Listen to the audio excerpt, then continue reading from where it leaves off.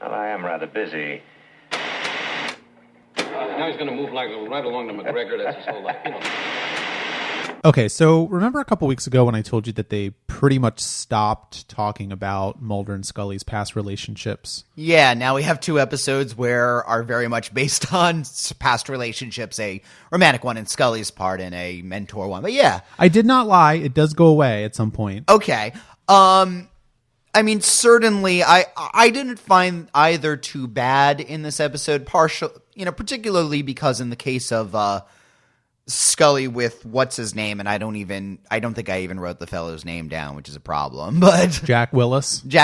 I wouldn't say that that's the focus of the episode. Her feelings about. I mean, when she talks briefly at the beginning, we went out for a year or two, and and partially at the end when, remember when we went to that cabin, kind of a thing. But otherwise, it's not really about their relationship at all. I mean, it's more that's just the hook into the episode. And while certainly the other episode, I would say, goes more into the detail with Mulder's relationship with this superior officer, I would say it is in a way which, well, I mean, we'll talk about that at that episode, but I found both to be better done in this episode. They weren't done in any way which gives the characters baggage, I guess is.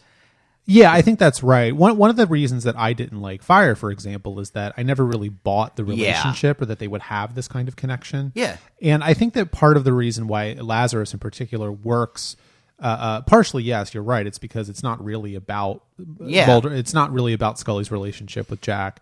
Although there are parts of it that are relevant to the episode, but it's also, I think, to do with the fact that at this point in the show, the writers have a better grasp on who the characters of Mulder and Scully are, the types of people that they would be attracted to, the types of people that they would want to be in relationships with. And the ways that they would get over those relationships. Again, Scully had a relationship with this guy. She feels warmly towards him still, but at this point in her life and his life, that part of their lives is over. She doesn't have really any lingering angsty feelings. His arrival isn't doesn't shake her up the way that Agent Ladies does to Mulder. And I would say the Mulder superior characterizes what Mulder's past is in a way which colors his present. Yeah, I think both of them actually do that, because in Lazarus, of course, what you have is I don't know if I would consider it an inappropriate relationship, but it does seem, at least to me, that there was some sort of, the episode doesn't make it clear, but I would assume that they didn't start dating until after she had left the academy. Yeah. And, Jack Willis is supposed to be, I think, 10, something like that, years older than Scully. So there is a little bit of an interesting angle there where Scully is revealed to be attracted to older men, maybe men that have a bit of authority over her, a bit of power over her. At least in this particular case. Well, I mean, it seems like maybe that's something that the show is starting to hint towards. I don't know. Well, given that she had a relationship with her father that had troubles. Right, yeah. So Scully has daddy issues. Okay. I don't know if that's the direction I would go with the character, but it doesn't seem like it's really defining her as a person. Yeah, exactly.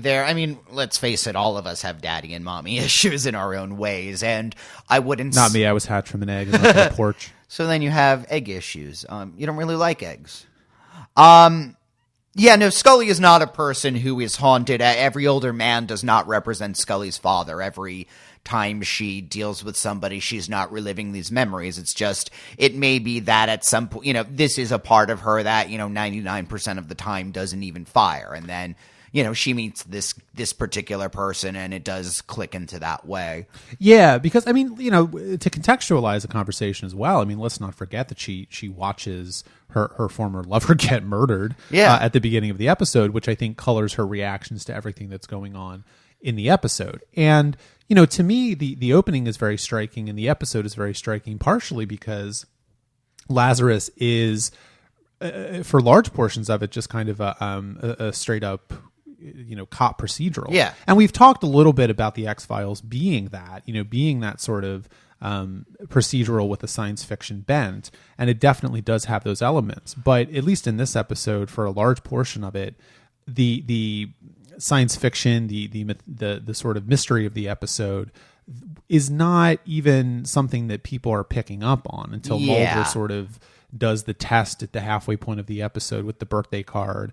And for the most part of the episode, though, it's just them trying to figure out this mystery of who's committing these bank robberies, catching these people, that kind of thing. Yeah, they're more worried about where the Lula or whatever her name is rather than. And, it's clear that Jack has done something untoward, but it's all part of the implication is that maybe he went very outside the book in order to catch this guy that he's obsessed with. And now that he has caught him, perhaps he has become unmoored a little bit. That seems to be more of what's going on rather than, as turns out, well, he's obviously possessed by the soul of the other guy, Which, of course, Mulder immediately jumps to. Yeah. Well, one of the things that this episode, I think, is contextualizing for me in terms of the different approaches that Fire and now Lazarus took in bringing in former lovers of Mulder and Scully is that I think one of the reasons why Fire for me didn't work is because there was really no reason for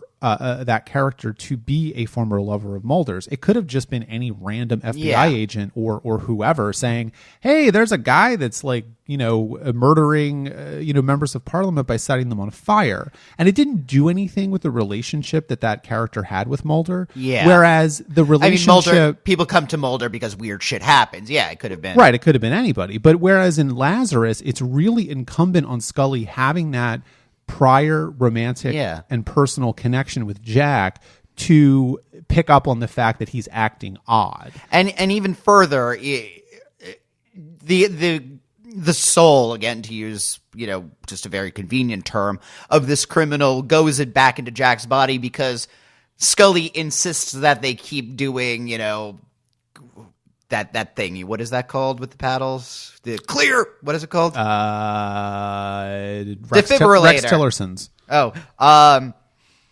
because they keep. She insists that they keep doing CPR or whatever they're doing past the point that they would have given up. And if this had been just another agent, Scully wouldn't have had such probably an insistence in.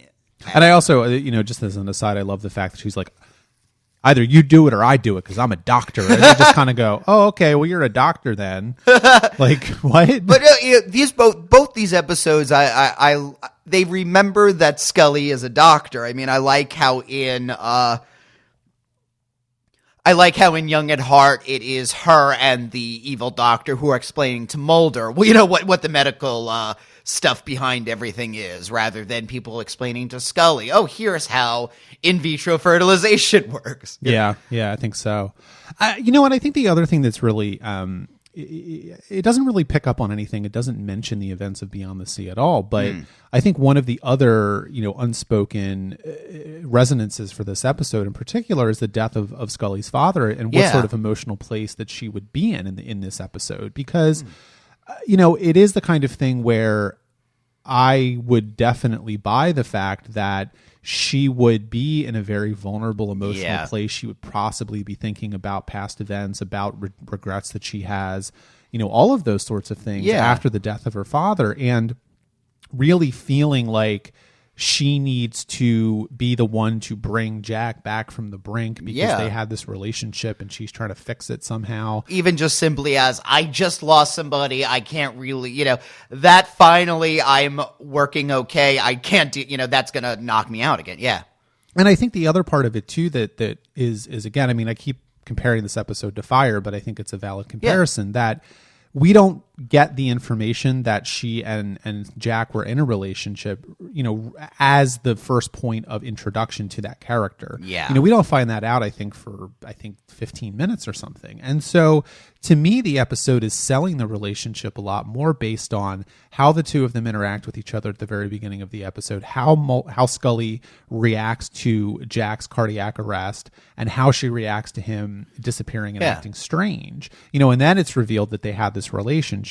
So to me, the show is getting better at this point at explaining relationships, at showing relationships instead of telling them. And that's also, I think, key to how the relationship between Mulder and Scully is developing as well. The show is showing us their relationship. It's not telling us that they're friends. It's not telling us that they care about each other. It's doing it through events. And it's interesting how he's learning how to counter her in a way.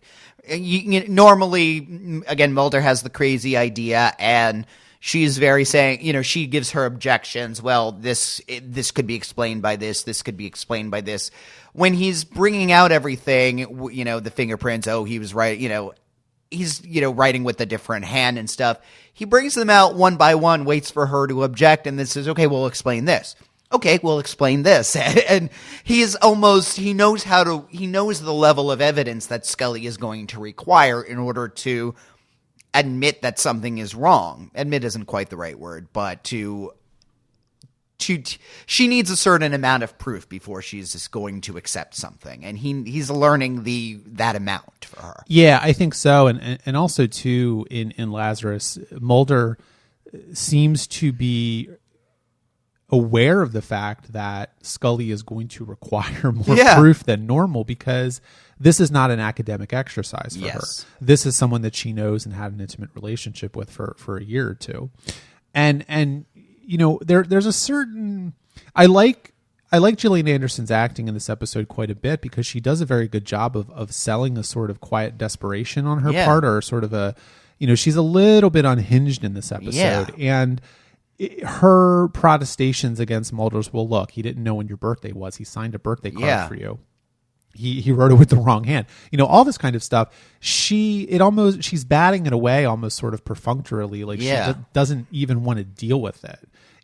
For her, Jack is acting weird because of extraneous events that have nothing to do with this. And the fact of the matter is, whether or not he's actually dead or taken over by this a criminal are just sort of so outside of the realm of anything that matters to her that she doesn't care. She sees her former lover and friend like in trouble and wants to help him. But in a way, neither is a good thing. Either Jack is dead and he's possessed by this criminal, which is horrible, or, and frankly more mundanely, he's either completely forgotten what her birthday is. In other words, although this is completed from her point of view, she still seems to think of this as a nice memory. And does that mean that he's totally forgot? Like, that's kind of shitty? Or he is in such a state of stress that he is forgetting stuff that he would know? Like, no matter what, there is no good way out of this for her at this point. Like, whatever is happening to Jack, it's bad. Yeah. Because,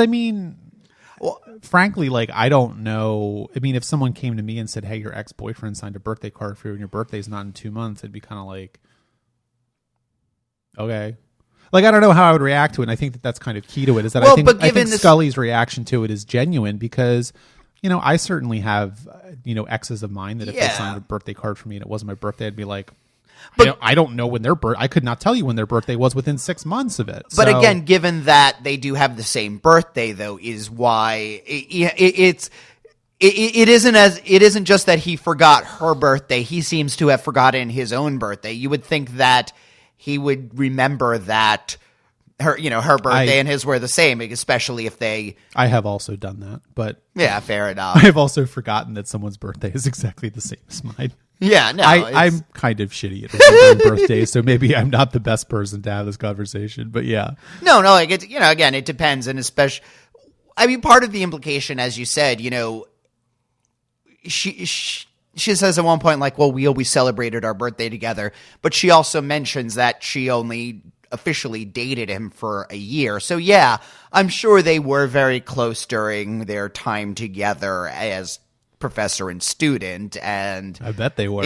Even if they waited until the graduation to consummate it or whatever, again, that's their business. I would hope they would. Yeah, I think so. And the other part of that too, of course, is one of the things that this episode makes clear is that that's kind of a through run for the entire, first half of the show, and that's kind of how the show gets set up. But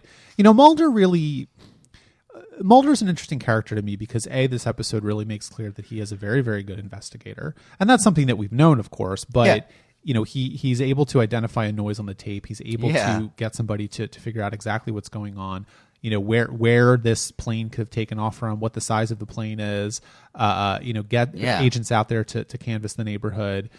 all of these sorts of things. He's able to realize, okay, well, the wedding ring is gone. What's going on with that? He's picking up on all of these clues.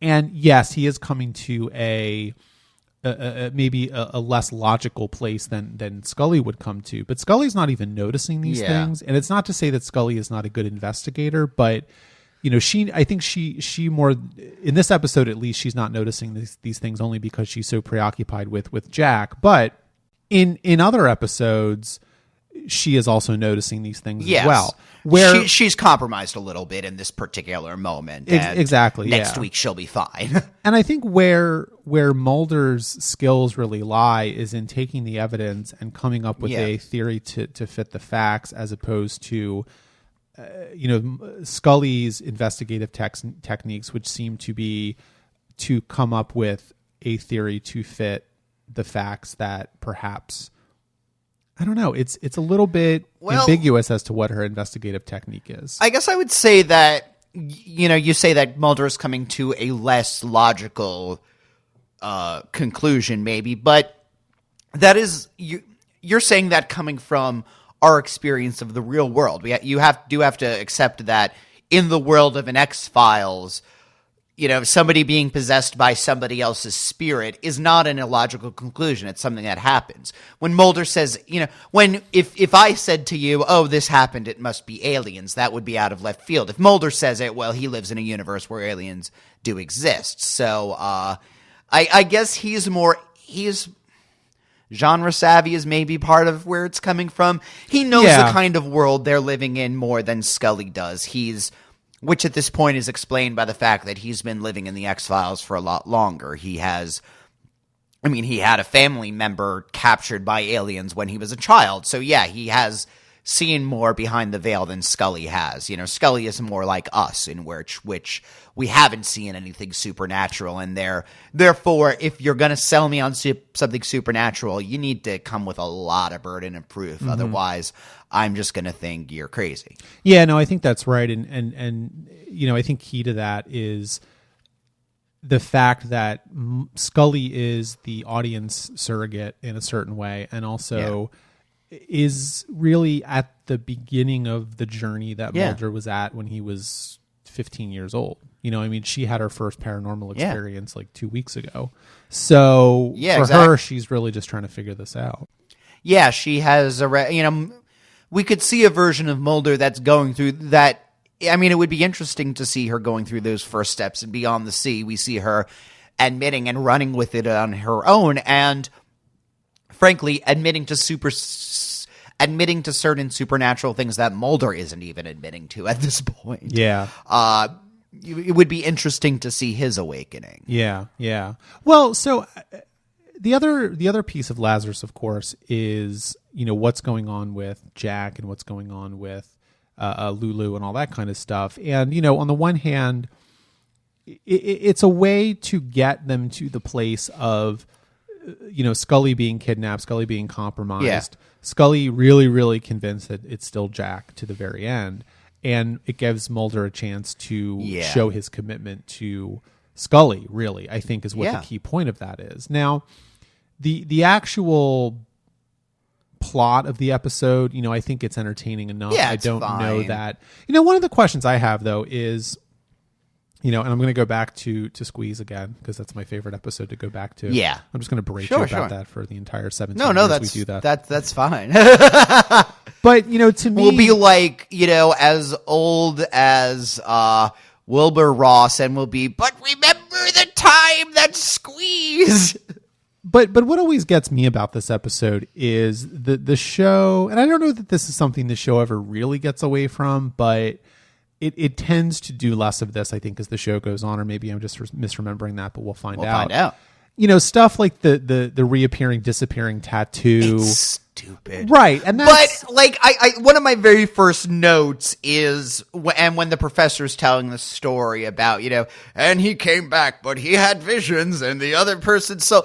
I wrote, this story makes no sense. This is going to be a stupid episode, but in a good way. Yeah. The business with the tattoo is dumb as hell. It makes no sense. It makes no metaphysical sense even. Why would it just be a tattoo? It's stupid, but it's an evocative visual, and it's a good way for, I mean, I guess I kind of think of the tattoo almost non-diegetically in a way. Okay. As in, and yes, you can see, that tattoo disappear at the end or whatever, but it doesn't really matter if it's really there or not. It's a good way of signifying, something else is happening, another consciousness, the tattoo. I mean, how much they focus on it, you might as well have Chris Carter popping up in this. The tattoo's important. Pay attention to, again, it's stupid, but it works for a science fiction television show that's supposed to be a rompy adventure. And does anybody actually even comment on the episode? Comment on the tattoo? I don't think so. I think it's just a visual representation for the audience. I don't remember if it's Scully or Mulder who at the very end seems to notice it, but they don't even say anything. They just see it disappearing. Yeah, it's weird because I guess I'm not saying I guess. You are right in that. I think it's just a way for the. I mean, yeah. I don't know. Because why would it be a tattoo and the left-handed and nothing else? Why wouldn't he start growing his hairstyle differently? Right, because to me, it's almost like the show is still not trusting the audience enough to pick up on the fact of the plot. Yeah, it needs this extra oomph. Yeah, I don't know. I don't know how I feel about it. I mean, it definitely is belying its like network television roots. In a certain sense. I mean, they could have done something interesting, being that, they noticed that the tattoo on Jack, and for a while they seem to be thinking that he has just become obsessed with this case, and, oh God, he's so obsessed he even got the tattoo of the killer that he was, that's how he's inhabiting this guy's mind. Yeah. And I mean, there is a lot to, they are certainly making a lot of certain comments on, basically, Jack goes into this case so deeply that he literally becomes the person he's chasing at the end. His obsession overtakes him. Yeah. And I'm not sure how deep that theme necessarily may be or applicable to my own life, but although maybe I'm about to become Donald Trump, and maybe that's really what we're going. Didn't we say we were going to put less Trump references in our I mean, that I think if there is a theme to the episode, that is one of the major themes of it, that you become the objects of your own obsession. You become the monsters that you're hunting. I definitely think that's one of them. And I think the other thing that we haven't talked about is the link between, Scully and Lulu's reactions to their husbands, boyfriends, whatever, right? Yeah. Because Lulu is the one that sets up her husband and he's murdered, Yeah. and then he gets into the body of Jack. Whereas, and she is, playing Jack as the guy for all he's worth, right? And once it's revealed that he's diabetic, which is another little, nice little way to up the tension of the episode, she is essentially letting him die. And well, from her view, as far as she knows, this is the cop who was hunting her boyfriend, and he snapped, and he thinks he's her boyfriend. And I read that entirely differently. Okay. I think she's convinced, and I think she actually wants to kill him again. I mean, because I don't see a reading for that as, I don't think that Lulu would let an FBI agent die. That's fair. Like, I don't buy that, because that's pretty bad. Like, that's a lot worse than robbing banks. Yeah, that's a good way to get like the entire FBI and to hunt you down. So I think she is convinced that it is her dead husband. I just don't know if there's any sort of thematic link between, or a symbolic link between, what Scully's eventual role in the episode is and what Lulu's eventual role in the episode is. I mean, maybe it's just as simple as, to be trite about it, we can never really know the person we love or something like that. But it is just kind of like, it makes me think. I don't know. Yeah. I guess what leaves me the most ambiguous about it is at the end when Scully is trying to do the "you're in there somewhere, Jack" kind of thing, again talking about this cabin, and he does have suddenly a very flash of memory of snow. It's ambiguous whether I think I like the show better when it does stay in ambiguity. It isn't really clear whether, to Scully at that moment, we as the audience know what's going on as far as the state of their personalities and their bodies and all of that.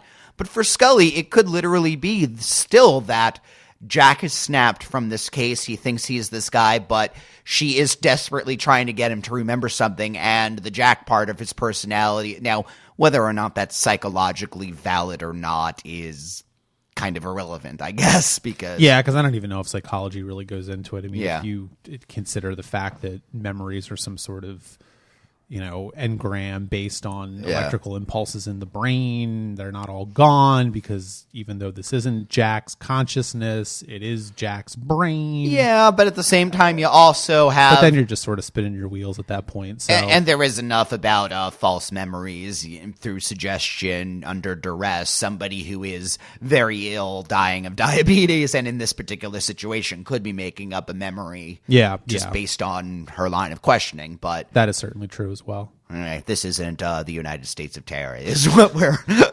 I guess the more that we're talking about the plot, it is kind of falling apart. Again, it's a stupid episode in its way, but it was not at all a boring episode. I feel like I've said that before about episodes, and I feel like that's more damning with faint praise than I mean it. Because, I don't know, if... Certainly the X-Files would not have the reputations, would not have the length that it did if it wasn't doing something right? Like, it does something good, and at the very least, we have really good meat between I'm really regretting my phrasing of this. We have really good meat between Mulder and Scully on this. Yeah, and I think the last thing to say before we wrap this part up is stay tuned on that, because this is not the show at its best, even. I mean... And I can also see it's just getting its gears in. Stuff like Beyond the Sea is maybe going to be more like, okay, when we figured it out finally, this is what it's going to be like. There are, I would argue that there are some seasons of the X-Files that are some of the best seasons of any television show ever. Yeah. And, the X-Files certainly is always kind of inconsistent, but... when it figures itself out and when it goes really, balls to the wall, it's pretty damn good. So it definitely goes out there. Yeah. But as if I'm watching this to be a television critic about to do a podcast, yes, there is. Although we've talked for a good chunk of time about this already. That's a good idea. We should try that. All right. Maybe we should watch every episode of every TV show ever. If this is 1993 and it's Wednesday night, Friday. It's Friday night, and I've just cracked open a beer, and I'm going to watch the X-Files. I would have had a good time with this, and I think for that it's very good. Oh yeah, absolutely. Well, let's talk about Young at Heart. Yeah, another one which made even less sense, but was a better episode, and I think a lot of it has to do with the music in this episode is fucking fantastic. Like. All very operatic and, dramatic. The scene when she's in her typing up her report and, reaching for her gun, like, that was fantastic. We've talked a little bit about the look of the show, the direction of it, and it is clear that when the show wants to, which is a lot of the time, it is putting a lot of effort and care into its visuals. Yeah, there is one... I think that's very true. And to me, The X-Files is still one of the best, I think, just entire packages that television has done. I mean, I think Breaking Bad is another one. Every episode of Breaking Bad, the music, the cinematography, the direction, the writing, like all really, the acting just came together in a brilliant way and made something beautiful. And I think that's true of The X-Files as well, especially in episodes like this. Yeah. I don't know that I would say that I liked it as much as you did, but... There are, partially because I've seen it a few times. I can see it. Once you figure out what's happening, it's kind of like, okay. But you're right. Like everyone cares on this show. Yeah. And you can tell, like, they put a lot of effort into the makeup, the acting, the cinematography, the lighting, the music. Every part of it is really, really done with a degree of care and love, and we want to do the best job that we can do. That I'm not saying that's uncommon in television, no. but it's certainly not, I think, the way that most television shows get made. Well, I mean, I see a lot. I think we've mentioned this before, but I see a lot of Twin Peaks in the DNA of this show. obviously, we're dealing with FBI agents, but in the way that, now the likes of David Lynch are not working on this series, true, but in the way that there is a focus on the cinematography and the music and, again, the look of it. And I mean, I would even argue, I haven't seen much of Twin Peaks. I think I've seen 2 or 3 episodes of it, but I do think that the part of the reason why Twin Peaks faltered so quickly, and this is totally an unfounded opinion because I've never seen the bulk of the show, but David Lynch is not a television guy. He made, the general view is that the first season is better than the second. I do really like the second and where the second series ends up. But Lynch did have a much more strong focus on the first season than he did the second, and it's generally, the general consensus is he got kind of bored with it as he'd worked on this project for whatever, his attention drifted to other things, and nobody really kind of knew what to do. And as you said, he wasn't a television guy. He didn't maybe have the. He wanted to work on something different. And I think that really does clarify Chris Carter's role in the X-Files, because Chris Carter is not bored with the X-Files. Oh, yeah. Doesn't really get bored with the X-Files. Is still not bored with the X-Files. Yeah. He still wants to do more X-Files. Part of that is because he's never really been successful with doing anything else, which is a shame, because the X-Files is one of the singular achievements of 90s television. But I mean, this episode is both very, very sort of X-Files and strange. Okay. And I'm never really sure how to react to it, because it does definitely, there are parts of it that feel almost like a stalker murder mystery sort of thing. And Mulder's role in this episode is to be stalked, essentially. And then by extension, Scully's role in this episode is to be stalked by this guy. If the actual mechanics of the plot of this episode are not as interesting on the third or fourth or fifth rewatch, I don't generally criticize things for that, because I don't know that these were really intended to be watched that much. But there's a lot of nice little work in this episode in particular that still does work for me. Yeah, well, it connects very much to what I think is going to be one of the main themes of the X-Files, which is going all the way back to, what was the second episode? That wasn't Conduit. It was... I think it was Squeeze. No, maybe it was Conduit. The one where they have the test pilots who are where Mulder sneaks on the base and gets arrested. With I don't Seth remember the Green. name. It might have been Conduit. Anyway, you have these... One of the themes that Mulder ends that episode with is, what price is technology? Yes, you're getting all of this alien tech, but the pilots who are testing it are becoming less than themselves. There is a price that is too high to pay for a certain kind of technology. And in this, the main theme of this Dr. Ridley is that he is doing human experimentation to unlock the genes of aging, and the government is either, accepting his experiments, maybe even, condoning them, and willing to let a murderer go free if he's going to give them this particular secret. And I mean, to a degree, this is a really fucking crowded episode. You have a lot of, I was surprised Deep Throat showed up and that they had the connection to the larger shadowy. And someone else showed up at the end of the episode as well, which I don't think you picked up on, but that's fine. No? Mm-hmm. No, I didn't see.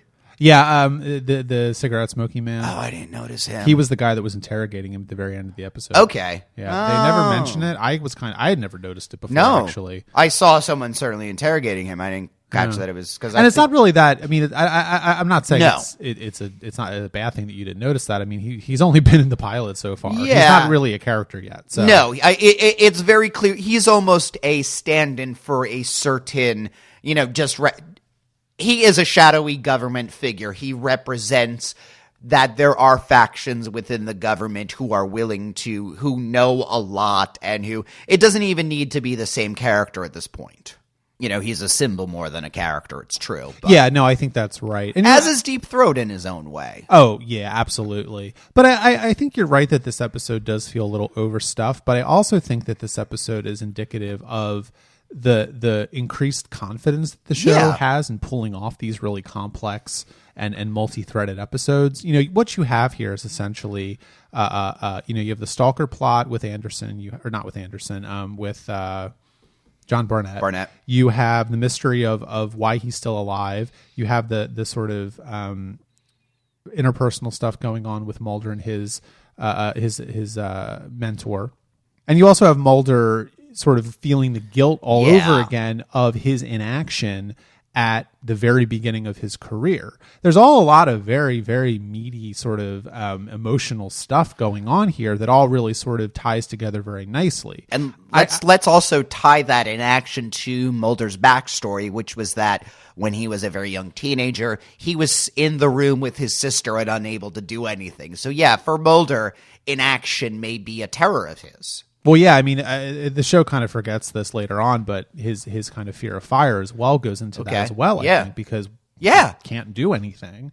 It does seem like one of Mulder's character traits is a fear of freezing, a fear of not being able to do something when he needs to do it, and something that he's going to have to overcome. Yeah, I mean, so let's talk about his initial failure, which is that he has a shot at this guy.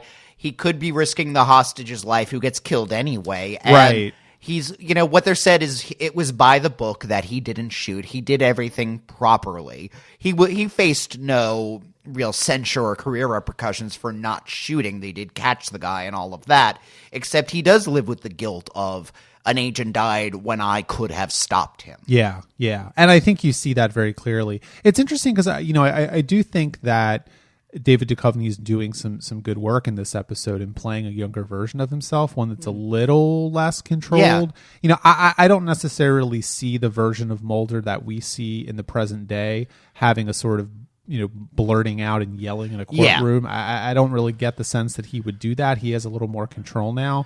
But there is the other part of him, which is, you know, at the end of an episode, and I forget which episode it was a couple of weeks ago, where he's being you know, he's being interrogated by the FBI board, and he's yelling at them. So he's definitely still got that personality trait. And I mean, it was interesting that he calls Barnett a son of a bitch, because that's the exact phrasing that Scully uses when she's screaming in Beyond the Sea. You know, I want to see you gassed to death, you son of a bitch. Like, both of them get to this place of fire and rage and anger, and it takes a lot to get both of them to there, though. It takes Mulder losing a friend and a guy, you know, taunting him that much. It takes Scully losing her father, and, you know, again, dealing with both of them are triggered by people who are beyond the rational in a way, which I think is interesting too. You know, neither Barnett nor the guy in Beyond the Sea are able to be reined in rationally through legal means. Right. And the other part of that, of course, as well, is Mulder is explicitly being stalked by his own past in this episode. And that is probably the thing that is the most frightening to him about it. Mm-hmm. You know, he immediately believes that it is Barnett, and the episode does not prove that Barnett is still alive for quite a while. And we don't see him until the very end of the episode. Yeah. You know, I think that it is, again, the show's increasing confidence that it is able to give Mulder a very, very sort of meaty, you know, psychologically tormented plot line to play. And it really makes it work, and it really makes it resonant with the ways in which he approaches the X-Files, his work now, and even his relationship with Scully. Yeah. I mean, talking, I guess, about his role being in the X-Files, and I mean, one of the reasons I think bringing his mentor in was a good thing, because it gives us more of a glimpse of who the old Mulder, the pre-X-Files Mulder, was. Again, we've been told time and again, Mulder was this brilliant agent. He was one of the best. You know, he was a prodigy at profiling criminals, and you know, so now we meet somebody who is able to see who knew who Mulder was at that particular peak of his career, who's seen how kind of Mulder has fallen or not, and you know, who has his own worries about what's happened to Mulder, but obviously who turns out to be wrong about what's going on in this case. But I think it's interesting how Dr. Ridley becomes the kind of anti-Mulder in some ways. In other words, Mulder, by his obsessions with the X-Files, with his, love of the with his knowledge of the paranormal. I don't know if love is quite the right word for it, but he is an object of derision in some circles. He is still very much respected. This guy respects him. The other agent in the previous episode makes fun of Mulder to his face, but when one of the other agents says something, I think it's interesting that he immediately sticks up for Mulder. Oh, yeah. I mean, I think the exact line is something like, hey, pay attention, you might learn something. No matter how off the deep end, but Mulder's intellect and skills as an investigator are unparalleled. Nobody can deny that. And yet he has ignored all of the ridicule. He doesn't give a shit about his career because he is in service of the truth. Yeah. Dr. Ridley works on these kids with progeria, and we're told not because he cares about them. He's willing to put them through whatever pain, but because he says, if I had used this to figure out how to reverse aging, how to stop that, how to essentially make people immortal, the rewards that I would have gotten would have been unparalleled, and he would have. So in other words, again, he's Mulder, but for evil. He is somebody who's willing to ignore what people are saying, go off the deep end, go into something that is either a dead end or dangerous because his goal is that important, except there are lines that Mulder would never cross that line, I don't think. I don't think so either. And or if he does, it will be the focus of a very special episode. Right. Well, I think there's a lot to unpack there. I think you're right that because one of the key early questions of the X-Files is, why is Mulder so invested in the X-Files? Why does he want to investigate this stuff? And I think for him, yes, obviously part of it is his sister getting abducted from the house when he was 15 and that affecting him greatly. He's obviously a very brilliant person. He's a very good investigator. He is, they say he was one of the best FBI agents to come out of the academy in a generation. He's a brilliant profile of serial killers. All of these things, right? And there were a lot of expectations riding on Mulder's success. I mean, they've said this in other episodes that he was on the fast track to being one of the FBI shining stars, and he went off and he did this crazy X-Files thing, and now he's in the basement, literally in the basement. Yeah. His supervisor says a lot of us had big plans is the exact phrase he uses. Yeah. I mean, he was supposed to be fill in the blank, whatever the brilliant X-File or brilliant FBI agent was going to be. And I mean, I guess it probably does, it is different depending on who sees him, but everybody probably saw Mulder as a young them. But I think that key to Mulder's quest here, and I'll call it a quest because I really do think it is one, and the show does frame it in those terms. This is even a religious thing for him. This is almost a vocation. Yeah, exactly. This is a calling. Yeah. Really, I think is the word for it. That he fundamentally believes in the existence of what he terms extraordinary phenomenon, of the paranormal, of all of these things, and he realizes, I think the other half of that is, okay, well, he's interested in this stuff and that's fine, right? Yeah. But why is he so devoted to using the resources of the federal government and the X-Files to, and trying to convince Scully over and over again that his theories are correct? And I think part of it is, yes, you're right, that the character of Ridley in this episode, or you could go back to, Sally Kendrick and Eve. Yeah. You could go back to a lot of characters so far that we've seen already. Even someone like Deep Throat, the cigarette smoking man, or the, what's going on with the FBI. That there are other people here that are using what Mulder knows to be true or knows to exist in a very, very morally ambiguous way, let's say, charitably, to further their own aims and goals. Whereas Mulder is first and foremost a law-abiding policeman, and he wants to protect people. He wants to, in the best sense of the term. So for him, it is a way to say, this is important to investigate. This is important to do because people like Ridley exist.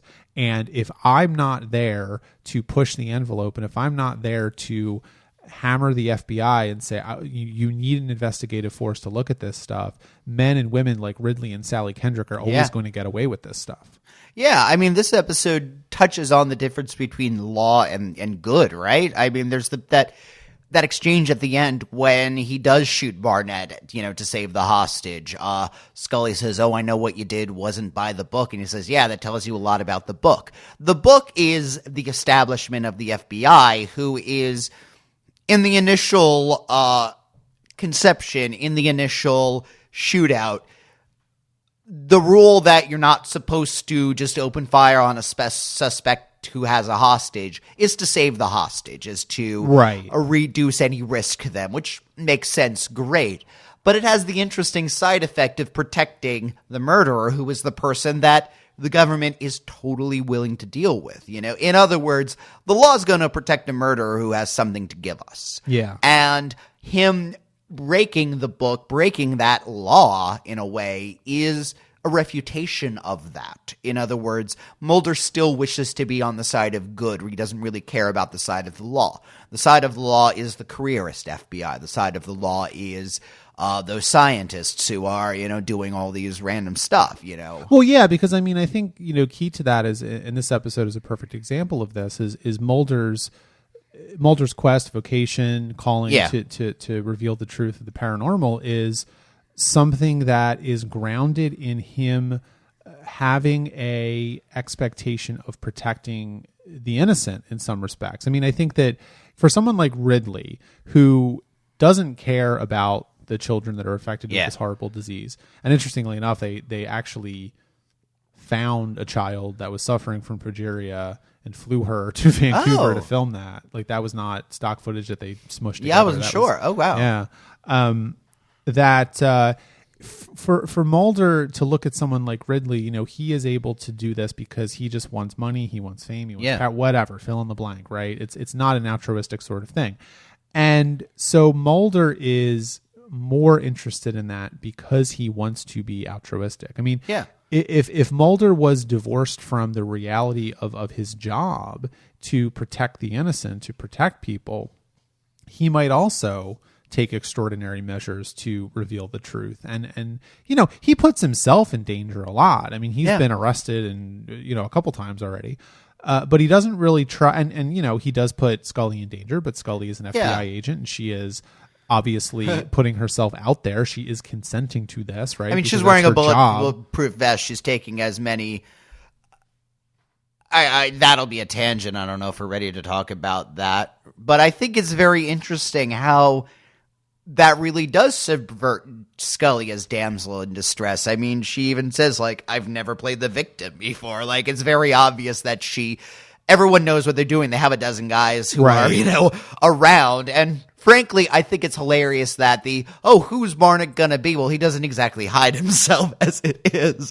But yeah, like, she fully knows you're right. She fully knows what she's doing. She is in a very as protective of a situation as she can be. I mean, it's the cellist who is the one who's in actual danger during this episode, really. Yeah, no, absolutely. And that actually is sort of a little bit of a blind spot on their part as well. And, Mulder, I think, does correctly make the right decision at the end of the episode. Yeah. He does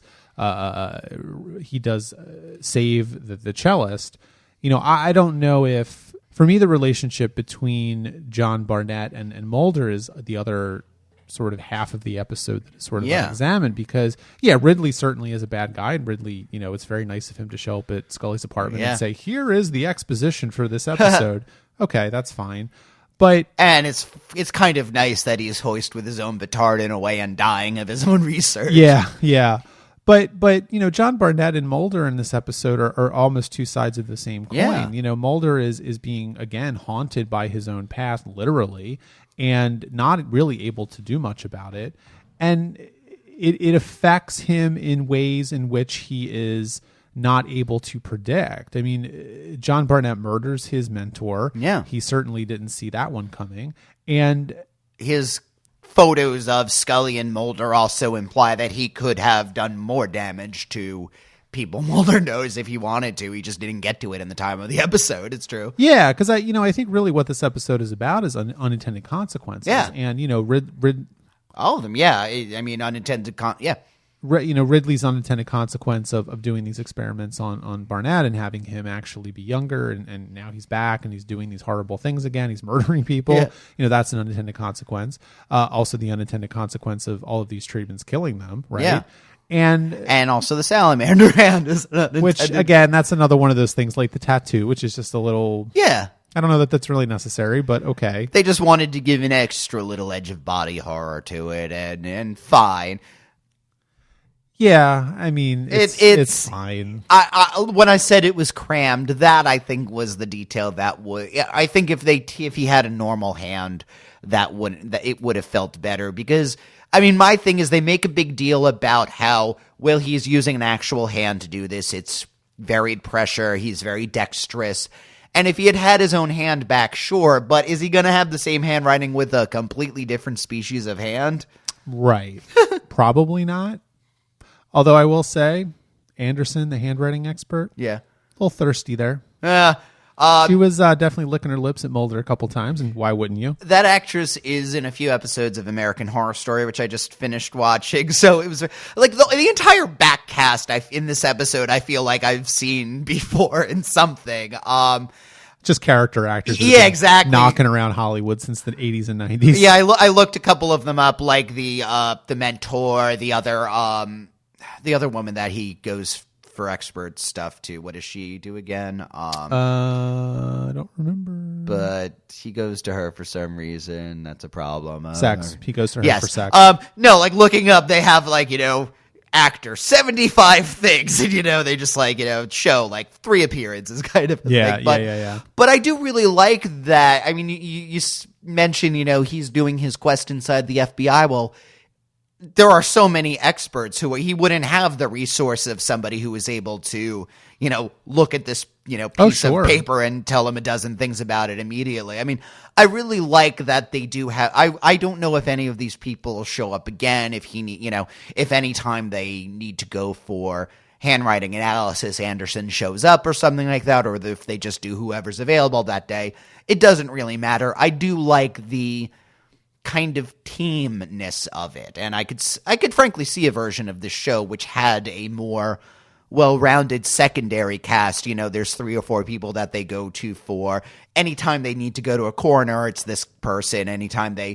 Although that would ruin the Scully and Mulder against the world kind of ness to it, and it would also take a little bit of the adventures across the USA, finding these exotic locations and seeing things. Yeah, I think that you could make that show, and I think that it would probably be okay, and I think you might call it Fringe. Yeah, fair enough. So maybe I've never seen Fringe, but I assume that's part of where that I'm not a huge fan of it, but I also apparently am hard to please. Well, people have told me. So I tell you this, I as the person who knows your TV criticism probably the best besides you, yeah.